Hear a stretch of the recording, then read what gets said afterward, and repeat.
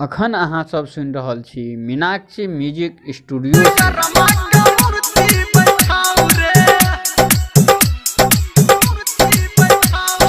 दुआरा पे ठीक से आसन लगाऊ रे,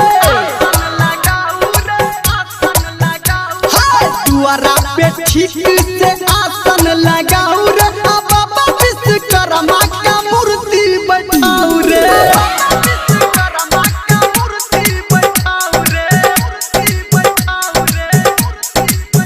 हाँ पंडित मंगा के आज पूजन कराऊ रे, पंडित मंगा के आज पूजन कराऊ रे, बाबा विश्वकर्मा का मूर्ति बैठाऊ रे।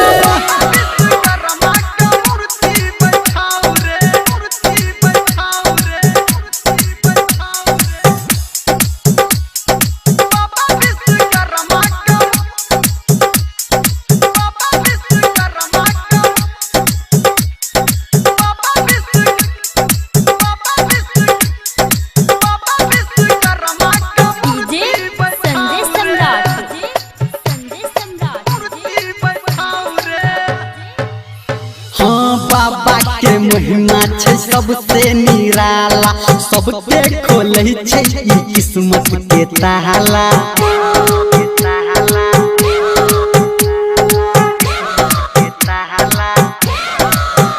हाँ बाबा के महिमा छै सबसे निराला, सबके खोले छै ई किस्मत के ताला।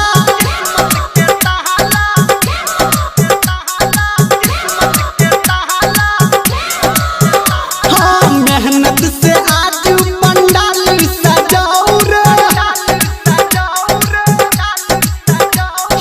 मेहनत से आज पंडाल सजाऊ रे, बाबा विश्वकर्मा का मूर्ति बैठाऊ रे।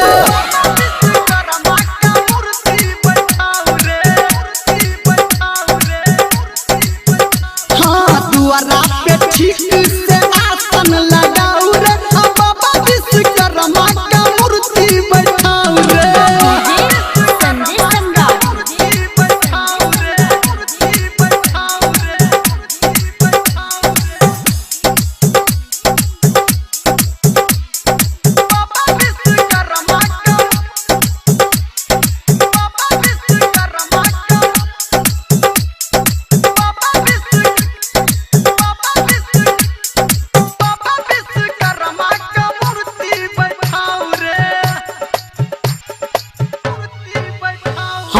आइए पूजा हा बाबा के सगर, हा बाबा विश्वकर्मा हा तक तैरे हमरो।